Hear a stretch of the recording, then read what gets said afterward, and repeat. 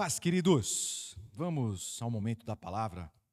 Eu quero nessa noite trazer uma palavra daquilo que o Senhor tem trabalhado firme no meu coração. Talvez eu pregue ainda mais 2 outras vezes acerca desse assunto, para que possa trazer um ensino melhor estruturado. Então eu convido você a abrir teu coração, se colocar sensível à voz do Senhor e meditar nessa palavra. Um culto de ceia do Senhor, uma palavra muito apropriada. Amém? Vamos juntos? É um fato, queridos. Deus nos proporcionou, e eu repito, Deus nos proporcionou, né, a viver como uma igreja, uma experiência muito positiva, de participarmos da cura, da restauração, da libertação de muitos irmãos, e que boa parte deles hoje são membros desta igreja.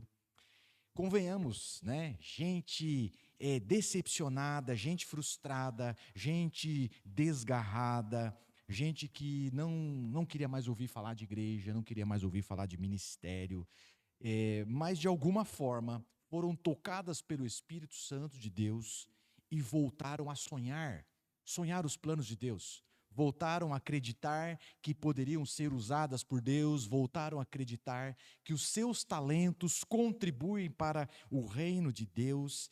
E Deus nos levou, queridos, isso foi Deus quem nos ensinou, uma revelação de Deus a essa igreja, nos levou a estabelecer um ambiente de aceitação, um ambiente de amor, um ambiente de encorajamento, e muita gente foi restaurada. Glória a Deus por isso. Glória a Deus por isso. Muita gente experimentou um renovo individual, um renovo da sua fé, da sua unção, do seu chamado. Muita gente está vivendo, viveu e está vivendo um renovo na família, um renovo no casamento. E nós, como igreja, colhemos bons frutos, né, deste processo. Glória a Deus por isso, né? Glória a Deus por isso. Ovelhas descartadas foram restauradas e hoje trabalham frutificando para o reino de Deus. Só uma boa hora de você dizer amém aí, glória a Deus, muito bom, muito bom. Eu fico emocionado com o privilégio que Deus nos deu de participar da restauração de tantas pessoas, da vida de tantas pessoas. Ver pessoas florescendo, né? É uma alegria, queridos, é uma alegria. No entanto, o que o Senhor tem tratado comigo, queridos, é que nós precisamos aprofundar o nosso discipulado. O Senhor tem mais para nós, né? O Senhor já construiu um alicerce em nós. O Senhor já nos deu um alicerce, mas nós precisamos avançar. Nós precisamos avançar no nosso discipulado. E por incrível que pareça, o assunto que quero tratar nessa noite esteve encoberto dos meus olhos. Eu, o ano passado, trabalhei muito aqui várias características da igreja madura, e eu me surpreendo como não consegui enxergar a necessidade deste princípio, dessa ferramenta que quero ministrar nessa noite. Certamente o Senhor deixou encoberto para que pudesse ser revelado agora. Talvez seja esse o momento o qual Deus tem para nós, para nos tratar. Eu fico imaginando aí que você está perguntando assim, pastor, que ferramenta é essa? Pergunta para mim aí, vai, pergunta para mim aí. Que ferramenta é essa? Pergunta para mim aí. Eu vou te dizer já que ferramenta é essa. É uma ferramenta fundamental para o nosso crescimento, é uma ferramenta de alinhamento para a igreja, quando ela é ensinada, mas não somente ensinada, ela também é aplicada. Eu estou vendo que você continua perguntando, fala logo, homem, que ferramenta é essa? Eu preciso te dizer que essa ferramenta é a disciplina, é a correção. E toda vez que eu falar disciplina, você vai entender correção. É a disciplina, é a correção, é a repreensão da igreja. Meu Deus, tem isso na Bíblia, pastor?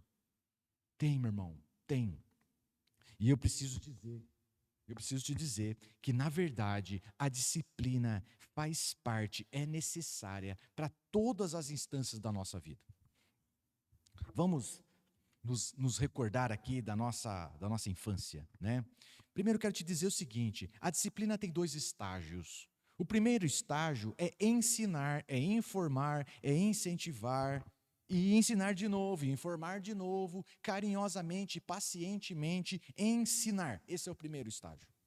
O segundo estágio, corrige, disciplina, repreende. É assim que é. Então, lembra lá quando você estava aprendendo matemática? Como que você aprendeu que 2 vezes 2 são 4? Te foi ensinado, o professor te ensinou a fazer uma tabelinha. 1 vezes 2, 2, 2 vezes 2, 4. Lembra disso? Lembra disso? Não é? Bom, ele te ensinou exaustivamente, depois você ficou treinando em casa, e depois ele fez algumas brincadeiras, algumas gincanas para consolidar este ensino. Mas terminado essa fase do ensino, ele fez o quê? Traz o caderno aqui, eu quero ver. Traz o caderno aqui. Eu quero ver como é que você está se saindo. Chegou o momento da correção. E você leva lá o caderno. E ele vai lá corrigir. 2 vezes 2, 4. 3 vezes 2, 6. 2 vezes 2. Rapaz, eu já perguntei para o seu dia inteiro hoje, várias vezes. Já te perguntei 5 vezes. 2 vezes 2, você me respondeu 10. Por que você colocou 12 aqui no caderno? Eu não sei, professor. Não era assim? Ele falou assim, pois eu sei. Você está desfocado. É falta de atenção. Você não para de conversar com o teu amigo. Você sabe, mas está te faltando atenção. O que é isso, queridos, nesse processo da disciplina? Não é? Ele informou, mas agora é o segundo estágio. É a correção, é a repreensão. Então, não é justo cobrar por aquilo que a gente não ensinou. Não é justo. Agora, por outro lado também, só ensinar e não corrigir faz com que o aprendizado fique incompleto. Você só sabe a tabuada porque lá para trás o seu professor exaustivamente fazia aquelas chamadas orais que deixava a gente encurralado, mas é por isso que a gente sabe. Por quê? Porque foi ensinado, mas também foi cobrado, foi corrigido, foi exigido. Então, bom, como isso se aplica à igreja? O que isso tem a ver com a disciplina bíblica? Deixa eu te dizer, meu irmão.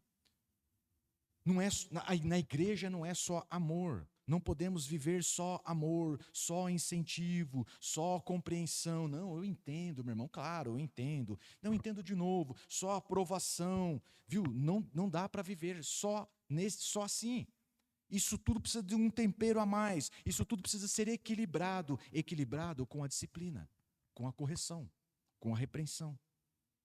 Então, esse pode ser um assunto, queridos, novo para muita gente, e não é de se estranhar que seja novo para muita gente, porque a verdade é que a igreja tem se recusado a completar o seu discipulado, o discipulado dos seus membros. Já para outros, não pode ser um assunto traumático mesmo. Né? Para outros pode ser um assunto traumático mesmo, porque, na verdade, eles tiveram uma experiência ruim com a disciplina bíblica, porque foi mal empregada, foi mal aplicada, foi aplicada de uma forma equivocada. Então, nós precisamos aceitar de que há sabedoria nos princípios de Deus. Os princípios de Deus geram vida em nós e ponto final. Nós precisamos aceitar. Né? Nós precisamos aceitar. Então, o incentivo da liderança, o incentivo pastoral gera vida, com certeza. Glória a Deus por isso. O amor, quando nós recebemos o ambiente de amor e de aceitação, gera vida, gera. Nós temos vários testemunhos disso. O arrependimento, o arrependimento já é um remedinho mais amargo, mas gera vida, com certeza gera vida. A confissão, o perdoar, o pedir perdão, liberar perdão, isso tudo gera vida. Mas eu preciso te dizer, a correção também gera vida em nós. E quando tratamos de disciplina, de correção, de repreensão, queridos, isso precisa despertar dentro do nosso coração algo positivo, algo positivo. Nós precisamos entender que é um princípio de Deus e os princípios de Deus são abençoadores. Então, a mensagem dessa noite visa mostrar, desta noite e as próximas, mostrar a importância da correção, da repreensão, da disciplina nas nossas vidas. Quero ler com você o primeiro texto dessa noite. Hebreus, o capítulo 12, versículo 5 até o versículo 11. É um texto longo, mas acompanha comigo aqui. O texto diz assim: vocês se esqueceram da palavra de ânimo que ele lhes dirige como a filhos? Não, não, não. De palavra de ânimo a gente não esquece. Como é que esse povo esqueceu? Não, não é possível. Meus filhos, não despreze a disciplina do Senhor. Disciplina? O que tem de ânimo na disciplina? O texto vai nos responder, queridos. Meu filho, não despreze a disciplina do Senhor, nem se magoe com a sua repreensão. Como não magoar? Olha lá, pois o Senhor disciplina o quê? A quem ama. E castiga todo aquele a quem aceita como filho. Suporte as dificuldades, recebendo-as como disciplina. Deus os trata como filhos. Pois qual o filho que não é disciplinado por seu pai? Se vocês não são disciplinados e a disciplina é para todos os filhos, então vocês não são filhos legítimos, mas sim ilegítimos. Pode passar. Além disso, tínhamos pais humanos que nos disciplinavam e nós os respeitávamos. Quanto mais devemos submeter-nos ao Pai dos Espíritos para assim vivermos. Nossos pais nos disciplinavam por um curto período, segundo lhes parecia melhor, mas Deus nos disciplina para o nosso bem. Olha aí, Deus nos disciplina para o nosso bem, para que participemos da sua santidade. Nenhuma disciplina parece ser motivo de alegria no momento, mas sim de tristeza. Mais tarde, porém, produz fruto de justiça e paz para aqueles que por ela foram exercitados. Queridos, está aí. O Senhor disciplina porque somos filhos. Qual que é a palavra de ânimo? A palavra de ânimo é que o Senhor nos adotou. Fala para o teu irmão aí, nós somos adotados como filhos.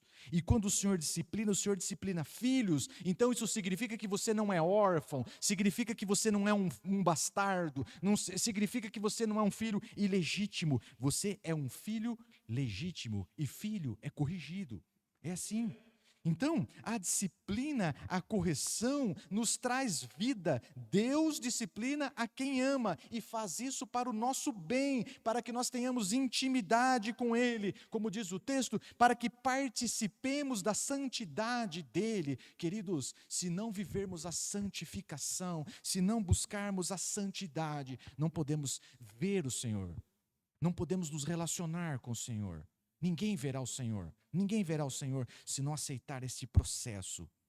Então, nós precisamos aprender a ouvir a correção, nós precisamos aprender a receber a correção. E aqui cabe uma ênfase muito importante, porque quando não sabemos ouvir, não sabemos receber, o inimigo joga muito bem com isso e nos coloca numa tremenda confusão, nos coloca numa tremenda situação de aprisionamento e nos leva para longe dos propósitos de Deus.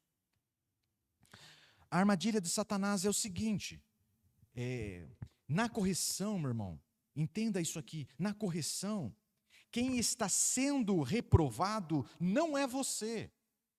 Quem está sendo reprovado é a sua atitude. Então, diga aí para o teu irmão do teu lado, viu? Correção não é rejeição. Correção não é rejeição, não é rejeição. É um ato de amor. É alguém que te ama, quer o teu melhor. Então, não é rejeição. É só você mudar o comportamento que está tudo certo. Tá? A gente segue a vida felizes e caminhando, vamos para o encontro celestial com Cristo. Então, queridos, o Satanás, ele é habilidoso nessa situação, porque ele aciona as nossas feridas do passado. Fala, meu Deus, misericórdia. Ele aciona as feridas do passado, ele aciona as nossas dores e nos leva a concluir, ele está me rejeitando. Puxa vida, eu sou um erro. Não! Você não é um erro, você é filho legítimo de Deus. É a sua atitude que é um erro, é a sua atitude em que está sendo analisada e que está sendo recomendado a você que troque de atitude. Então, queridos, Satanás mistura a identidade com a atitude errada. Essa é a armadilha. E convenhamos, todos aqui nesta igreja já foram treinados, eu vou dizer, exaustivamente treinados, para desarmar essa bomba maligna na vida de outros. Amém? Amém? Todos nós temos o conhecimento desta ferramenta. Então, queridos, mais do que usar na vida daqueles os quais o Senhor nos coloca para discipular, nós precisamos usar nas nossas vidas. Não podemos aceitar, não podemos confundir correção com rejeição. Não. A correção busca que venhamos trocar as nossas atitudes. O que está sendo reprovado, o que está sendo questionado são as nossas atitudes. Por mais desconfortável que seja o momento da repreensão, e é mesmo, não é? Eu repreendo os meus filhos, né? Eu fui repreendido como filho, enfim, no momento da repreensão, lá, os meninos lá de casa, ninguém fica assim, que beleza, o pai me repreendeu, hoje eu tomei uma prensa. Não é. A verdade é que o momento da repreensão, ela nos dá um baque, nos dá um choque, nos dá sei lá, uma tristeza. Mas a gente precisa entender, nós precisamos ter em mente que esse é um princípio de Deus e que o resultado dele nas nossas vidas, ele nos leva a rever os nossos caminhos, ele nos leva a fazer um autoexame. E o resultado disso, queridos, gera vida, gera restauração, gera alinhamento, gera crescimento. Impede que a gente venha crescer torto, impede que a gente venha se desviar para um caminho que a gente não sabe qual é o destino, qual é o fim. Não é? O Salmo 141, o versículo 5, eu vou ler na Nova Almeida atualizada, tenho gostado muito dessa Bíblia, dessa versão, né? Olha o que diz esse texto aqui. Fira-me o justo, e isso será um favor. Repreenda-me, e será como óleo sobre a minha cabeça, a qual não há de rejeitá-lo. Queridos, fira-me o justo, fira-me aquele que me ama, fira-me, corrija-me aquele que senta comigo na mesa do Senhor, e isso me será um favor. É isso que diz o texto. Sabe o que é, queridos? Há feridas produzidas pelo amor. Há feridas que é aquele que ama produz em nós. Sabe para quê? Porque ele se importa conosco. Ele se importa conosco. Ele nos ama demais para nos ver se perdendo. É isto. Então, e nós não podemos rejeitar. O texto fala que não vou rejeitar, a qual não há de rejeitá-lo. Sabe por quê? Porque queremos crescer. Não podemos rejeitar a repreensão, se é que queremos crescer. Então, há feridas de amor, há feridas que é um favor para nós. Por quê? Porque ela nos leva a rever os nossos caminhos. Bom, enfim, temos um grande dilema, e esse é o dilema da nossa sociedade, é o dilema dos nossos tempos. O dilema é o seguinte: todos concordam de que a correção é necessária. Todos concordam. Todos concordam, né, que a correção é necessária, mas tem um outro fato. Poucos e bem poucos estão dispostos a aplicá-la. Olha o dilema. Poucos pastores, poucos líderes, poucos irmãos, poucos pais, poucos querem deixar o seu papel de bonzinho para aplicar a correção, aquela que produz vida, aquela que leva a pessoa a rever os seus maus caminhos, mas são poucos e bem poucos que estão dispostos a aplicá-la. E por outro lado, meu irmão, ninguém, e quase ninguém, está disposto a receber a correção. Esse é o dilema. Então, esse assunto de disciplina na igreja, de correção bíblica, é um assunto profundamente impopular. Porque ele gera desconforto. Então não tem muito material na internet. Se você vai procurar lá, não acha muito material. Não temos uma enorme quantidade de livros acerca do assunto. Não temos uma quantidade de pregações. Não temos, porque isso não gera like. Isso não gera admiração. Bom, eu nunca me deparei com uma pessoa que diz assim: olha, pastor, eu vou mudar de igreja, eu vou para a igreja daquele outro pastor lá, porque ele disciplina firme, ele sim repreende como ninguém. Né? Que beleza, pastor, eu vou para lá porque eu preciso disso. Viu? Eu não encontrei essa pessoa ainda. Não duvido que exista, espero que exista, não é? Mas eu ainda não encontrei, Então, é um assunto impopular, a verdade é essa. Pastor, que vespeiro, você vai botar a mão nesse vespeiro. Meu irmão, nós precisamos acreditar que os princípios de Deus, que aquilo que a Bíblia ensina, gera vida em nós. Gera vida em nós. Preciso te dizer que é isso que o Senhor está requerendo desta igreja, está requerendo da minha vida. E por ser às vezes impopular, queridos, a gente deixa de lado, por ser um negócio assim, difícil, complicado, né? Não gera ânimo, não gera euforia, né? Então a gente acaba deixando de lado, vamos terceirizando, não é? Vamos deixando, deixa que o pai corrige. Deixa que o chefe corrige. Não, esse assunto deixa que o pastor corrige. Deixa que o juiz corrija. Deixa que Deus corrija. Deixa que a vida corrija. Não, meu irmão, a disciplina gera vida. Vamos negligenciando, e as pessoas vão se ferindo e se perdendo. Quando nós poderíamos ser ferramentas de Deus para lembrar o irmão do seu mau caminho, chamá-lo para o caminho correto. Então, Provérbios 27, o versículo 5, o versículo 6, diz assim, melhor é a repreensão feita abertamente do que o amor oculto. Quem fere por amor, olha aí, igual o texto anterior que a gente leu, quem fere por amor mostra lealdade, mas o inimigo multiplica beijos. Olha que triste, irmãos.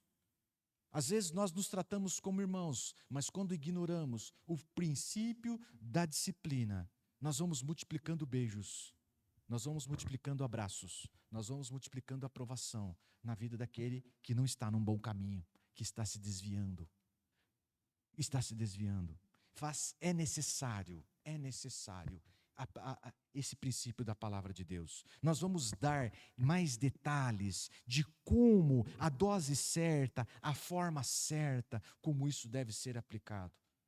Mas isso é necessário no corpo de Cristo. Então, aqui, queridos, está a explicação, talvez esteja aqui a explicação,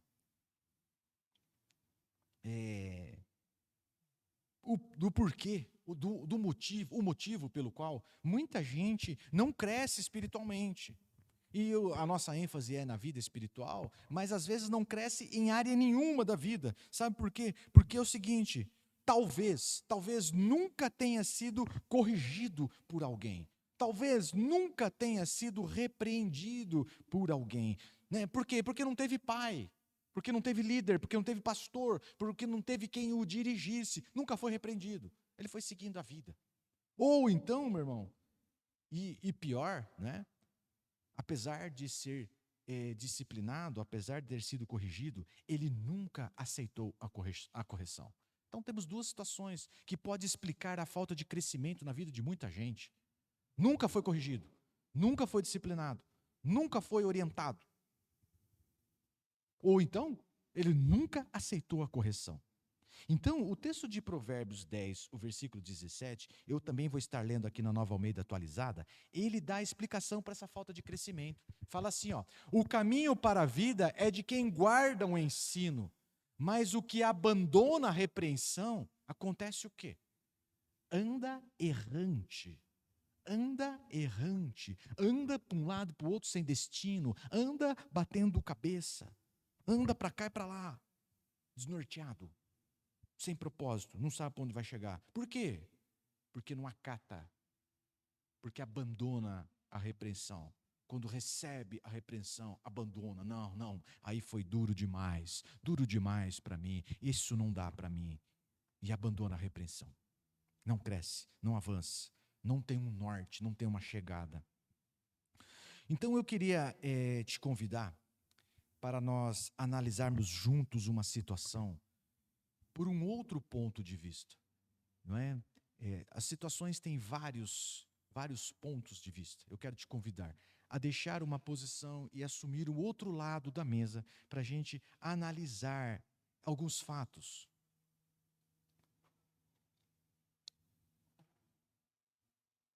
Há uma multidão de pessoas. Então, vem comigo, vamos analisar, vamos sentar do outro lado da mesa e vamos analisar o seguinte fato. Há uma multidão de pessoas que alegam terem sido feridas pela igreja, feridas, ofendidas, exploradas, injustiçadas, expostas pela igreja, uma multidão de pessoas. Eu imagino que chegou já à escala de milhões de pessoas. Milhões de pessoas no Brasil se alegam ofendidas, machucadas, feridas pela igreja. E eu preciso te dizer que nós não duvidamos disso.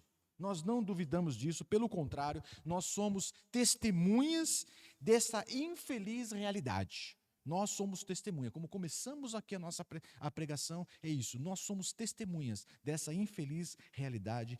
De fato, muitas pessoas têm sido feridas e machucadas pela igreja, pela liderança e assim por diante. Mas nós vamos sentar do outro lado da mesa e vamos fazer uma análise igualmente cuidadosa. Eu preciso te perguntar, quantos são os que assumem ter ferido a igreja? Os que alegam serem feridos pela igreja são milhões, mas quantos assumem ter ferido a igreja? Ou isso não acontece? Quantos assumem ter desonrado a igreja e buscam reparar o mal que fizeram? Quantos? Na sua experiência, você já se deparou com quantos? Eu me esforcei bastante, queridos, e cheguei perto de 10. Perto de 10 pessoas que admitem que com o seu mau testemunho feriram e envergonharam a igreja, decepcionaram os irmãos, decepcionaram os seus líderes, sujaram, elamearam os verdadeiros evangélicos, elamearam o nome de Cristo com seus maus testemunhos. Poucos, são poucos, mas isso é um fato. A igreja também é ferida. Então, queridos, há uma tendência muito grande em nós de assumirmos, e fazemos isso rapidamente, de assumirmos um papel de vítima. Mas muitas vezes ignoramos que ferimos a igreja. Ignoramos que dizendo o irmão, dizendo que é de Cristo, dizendo que é cristão, mas vivendo de forma contrária à fé, vivendo de forma contrária aos princípios de Deus, nós estamos ferindo a igreja. Nós estamos desapontando e envergonhando os nossos irmãos. E pior que isso tudo, nós estamos traindo o amor daquele que nos amou primeiro e nos confiou o seu próprio filho em sacrifício por nós. Sabe, queridos, ferimos a igreja quando adotamos uma vida dupla. É crente na igreja, né? Mas é conhecido lá fora pelo seu mau testemunho. É conhecido lá fora na sociedade, no trabalho, nos negócios, na vizinhança. Ele é conhecido pelo seu mau testemunho. Pelo seu mau testemunho. Ferimos a igreja. Esse aí, não, isso aí é crente? Não, meu Deus. Se todo mundo daquela igreja for desse jeito aí, meu Deus do céu, é por isso que está assim o Brasil. Esse é o papo. Sabe, queridos, bom, vamos continuar do outro lado da mesa. Muitos alegam terem sido feridos por líderes. E ressalva, nós não duvidamos, nós somos tristes, nós somos testemunhas desse triste fato. Mas do lado de cada mesa, não é? Quantas vezes o líder recebe alguém na igreja, recebe alguém no ministério, e está mais quebrado que arroz de terceira, e ele recebe com amor, com aceitação, e ele cura, ele treina, ele capacita, ele ensina, ele incentiva, e ele começa a dar responsabilidades, ele começa a dar oportunidade para essa pessoa exercer os seus dons e talentos, ele começa a dar oportunidade para que essa pessoa participe daquilo que Deus está fazendo na terra. E de repente, sem motivo e sem esclarecimento algum, simplesmente vira as costas, joga tudo ao vento, joga tudo às favas. Pelo menos sabe o que é jogar as favas? Enfim, é assim que minha família falava lá atrás. Joga tudo para cima, põe tudo a perder, sem a mínima explicação. Abandona tudo. Deixa o líder na mão, traindo a confiança do líder. Vai viver como se não fôssemos família, como se não fôssemos irmãos, como se não fôssemos parte de um corpo, o corpo de Cristo. Traímos a confiança daquele que confiou em nós e nos deu a oportunidade de participar daquilo que Deus está fazendo.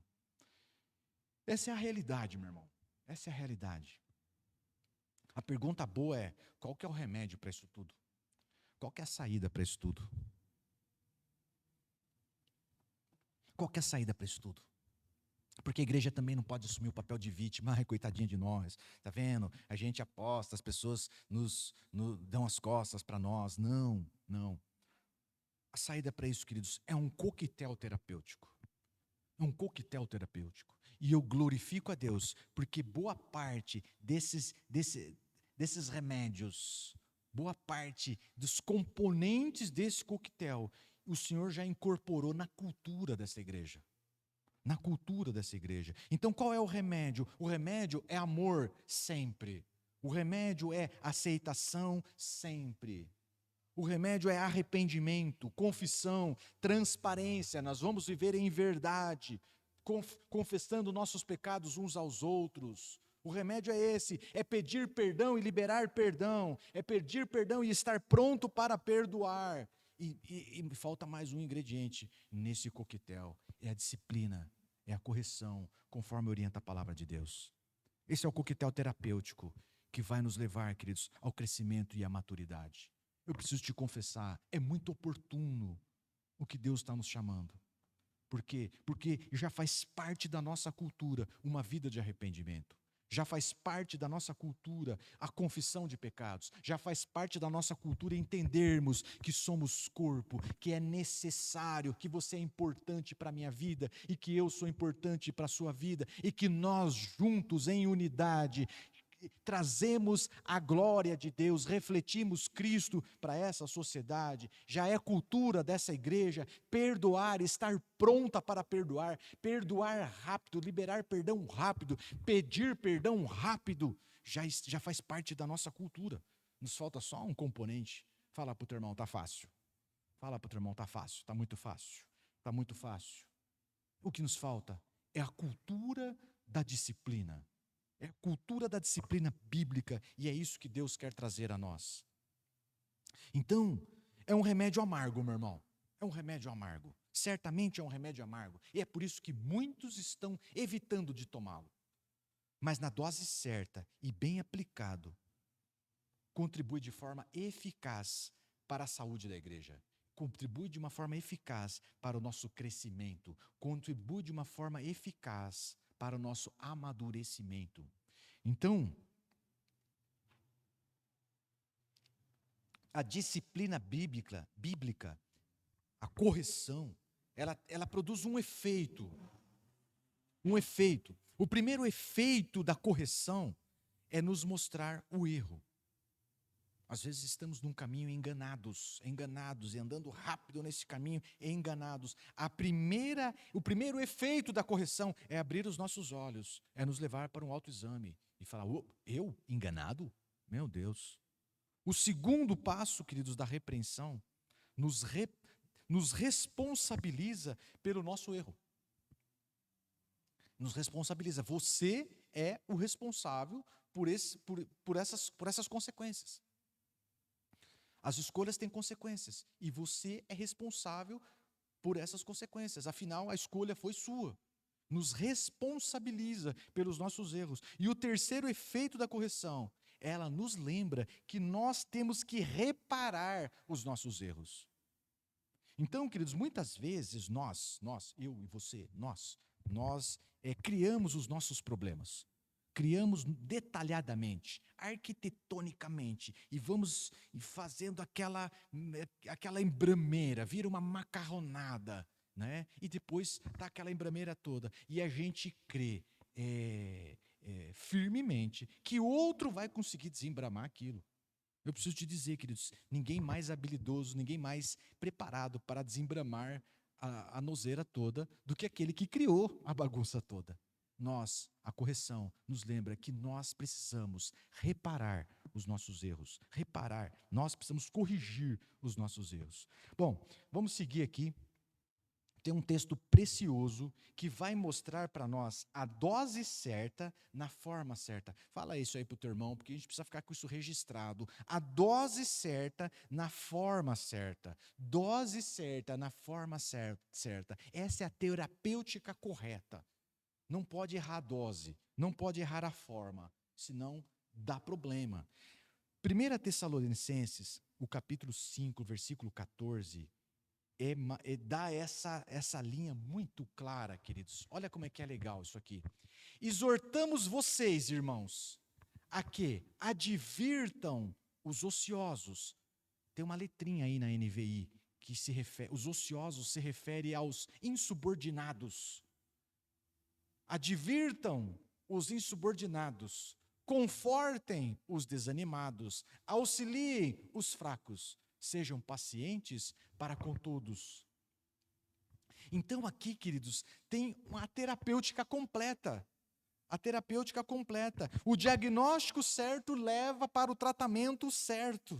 É assim que é. Então tem um grande ensino de Deus para nós já começarmos a entendermos o que é a disciplina bíblica. A disciplina que a Bíblia nos orienta a viver. Então, o texto fala o seguinte: para o insubordinado, qual é o remédio que será aplicado para com o insubordinado? Para o insubordinado, você adverte, você corrige, você repreende. E para o desanimado, você conforta. E para o fraco, você auxilia.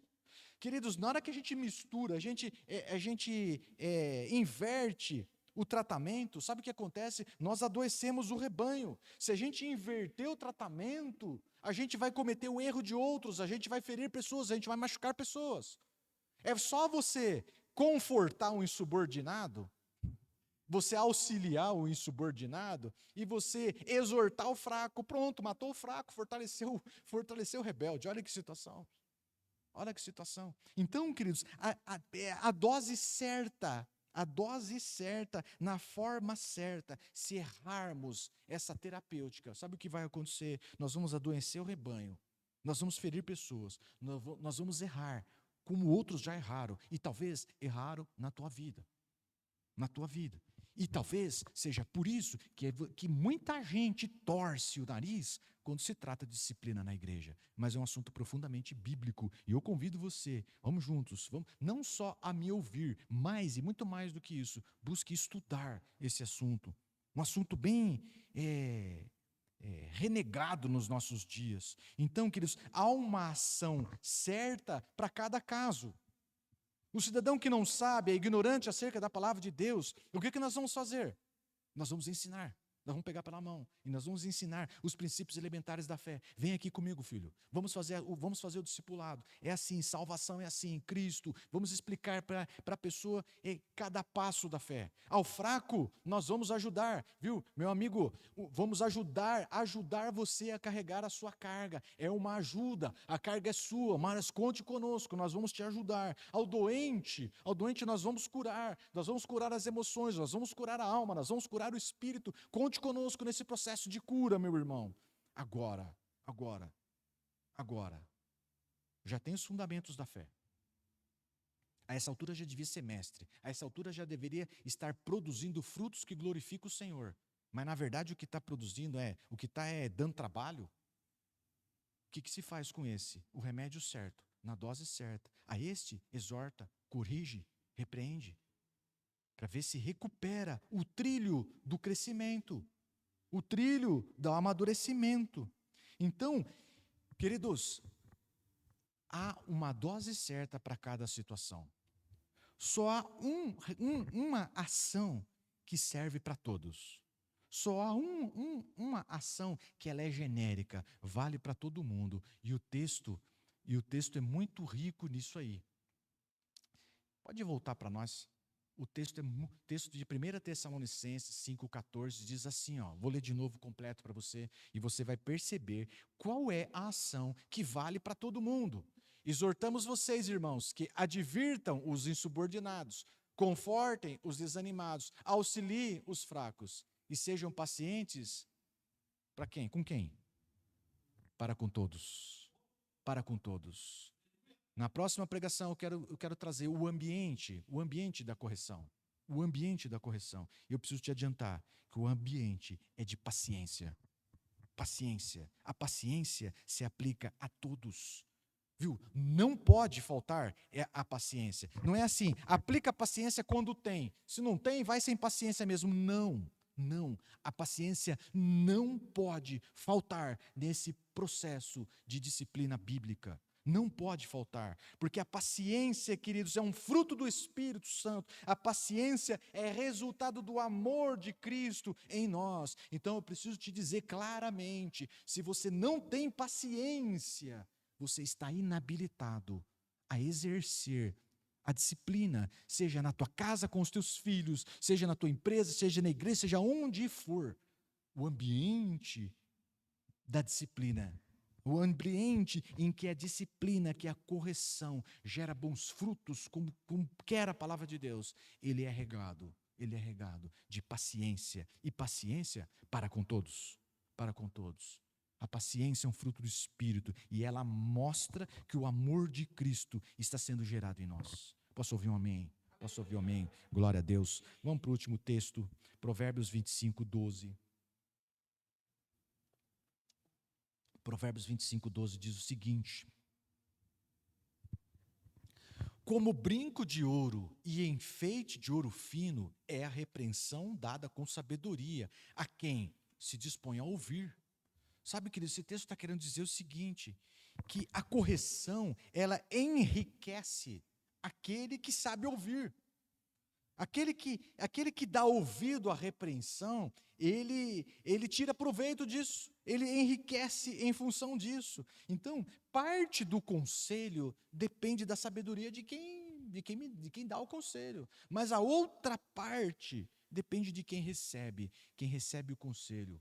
Quem dá ouvido ao conselho, quem dá ouvido à repreensão, né? Aqui é a repreensão, a disciplina, enriquece, sai mais rico, sai mais sábio. Então, uma noite de ceia, essa noite, em culto de ceia, a gente tem uma fala protocolar, e a gente dirige essa fala aos visitantes, né? Para convidá-los a participar da mesa do Senhor. A gente não conhece os visitantes, então a gente recorre a uma fala protocolar, certamente você já ouviu, né? E ela é assim, ó: se você pertence a uma igreja que professa Jesus Cristo como o único e suficiente Salvador, essa é a primeira condição. Se você professa Jesus como o único e suficiente Salvador. E aí vem a segunda condição. E se você está em comunhão com a sua igreja, você é convidado a participar da mesa de Cristo conosco. Não é? Então, queridos, essa pergunta se aplica a nós nessa noite. Eu quero trazer essa pergunta, essa fala protocolar para nós nessa noite. E nós, queridos, estamos em comunhão com a nossa igreja? Não se precipite em responder. E nós? Você tem honrado a sua igreja, a igreja ao qual o Senhor te plantou? Você tem honrado a sua igreja, os seus irmãos, com o seu testemunho de vida, com o seu estilo de vida lá fora? O teu estilo de vida lá fora confere com a fé que você professa aqui diante da mesa de Cristo? Se sim, glória a Deus, glória a Deus. É exatamente isso que o Senhor espera de nós, que a igreja espera de nós, que os nossos irmãos esperam de nós, fidelidade ao Senhor. Agora, se não, é uma noite de disciplina. É uma noite de corrigirmos os nossos caminhos, de sermos transparentes diante de nós mesmos, diante dos nossos irmãos, diante de Deus, e nos arrependermos. De nos arrependermos. Confesse ao Senhor.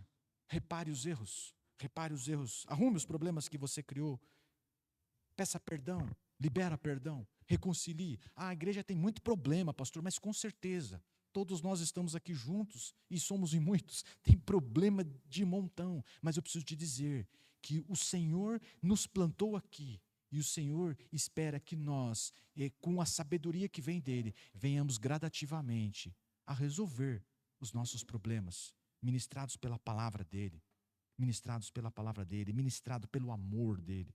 Então, nessa noite, queridos, eu quero convidar você a sair do seu lugar e vir aqui à frente, pegar o cálice com o pão, num gesto de confirmando primeiramente a tua aliança com Cristo.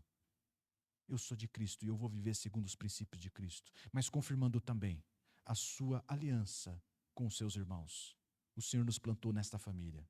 E família é lugar de crescimento. Família é lugar de disciplina.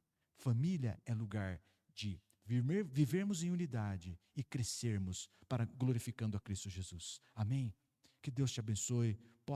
Que vocês possam, um a um, vir aqui à frente.